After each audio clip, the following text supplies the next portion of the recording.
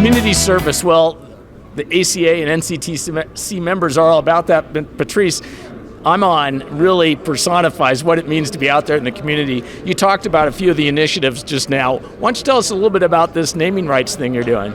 Cedar Rapids has a minor league hockey team, the Cedar Rapids Rough Riders, and the city manager came to me one day and said, would ImOn consider naming rights on the ice arena? It needed a little bit of loving care, and after much analysis, we agreed to do that. The funds that we are paying for the naming rights, the city will invest into the facility, and the ice arena is an important facility for recreation in our community, not only for the Rough Riders games, but also the league hockey, the ice skating, there's even curling leagues.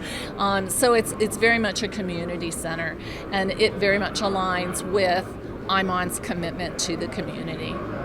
Part of that is you have Wi-Fi as well. Now tell us about how the Wi-Fi, you have a free package or something? In each of the communities that we serve, so not just Cedar Rapids, which is our largest community, but each of the communities in their public areas, we provide public Wi-Fi or for free. It's available to anyone who is in that area to log into. If you're not one of our customers, we limit it to 2 hours a day.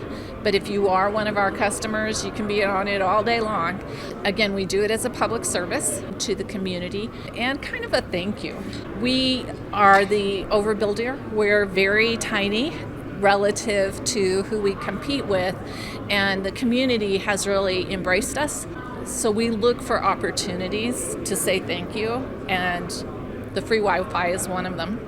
Customers can be, in this case, not paying customers, they can just be guests, I suppose. So has that helped you turn some of those guests into customers? I don't have statistics, but I am sure that's the case. Our single most frequently heard complaint is, why aren't you in my area? When are you going to come to my neighborhood? And I think that the Wi-Fi helps create awareness for people who are outside.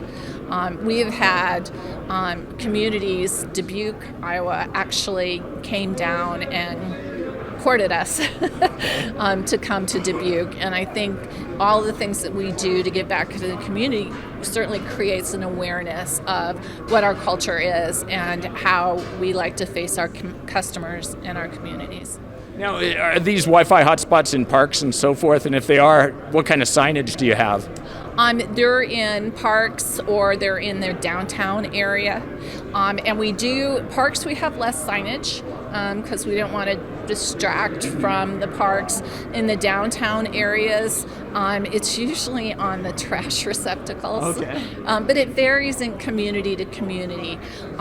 One of the things we learned about, I guess 5 years ago now, when we started expanding outside of our original footprint, is every single little town has its own personality, and you have to align to that. It has to be a good match. So whatever the community wants to do in terms of, giving us signage around the Wi-Fi, we align to that.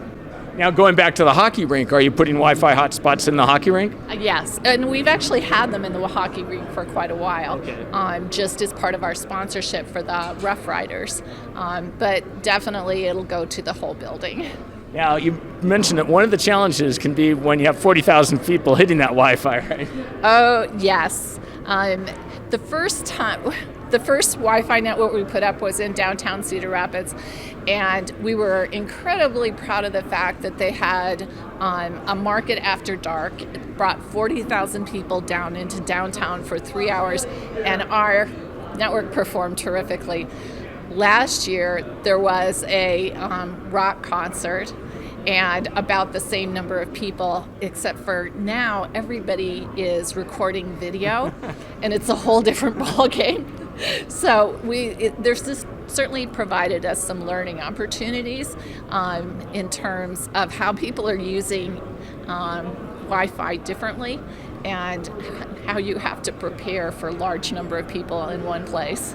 Well, yeah, and this is a significant thing. It's not just putting equipment up, which isn't easy, and designing it, but you also have the traffic, right? Yes, it is. Although we another thing that we do is for big public events, sometimes we will put up a temporary network. When RAGBRAI, which is a bicycle ride across, Iowa, right. When they were overnighting in Hiawatha, we put up a Wi-Fi network for them on a temporary basis. Nice. And all of it's providing a lot of learning. Yeah. And the communities are so supportive. So supportive. Do you see more doing more things in Wi-Fi? There's talk of things like Wi-Fi 6E, where they go into the 6 gigahertz band and they're opening up new bands. Do you see more potential there for you guys? We are very much recognizing that some type of wireless solution has to be part of our overall strategy. We really think that both wireless solutions and fiber solutions, they complement each other, and they both need to be there.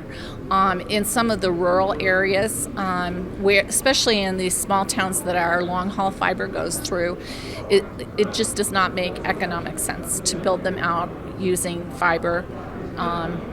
There's just not enough people there to make it work. And in those areas, we're looking at various wireless technologies to see if we can't service them better than they're currently being serviced today without having the capital investment that we would just never see the return. That makes a lot of sense. Well, Patrice, it's always great catching up with you. Thank you. Thank you.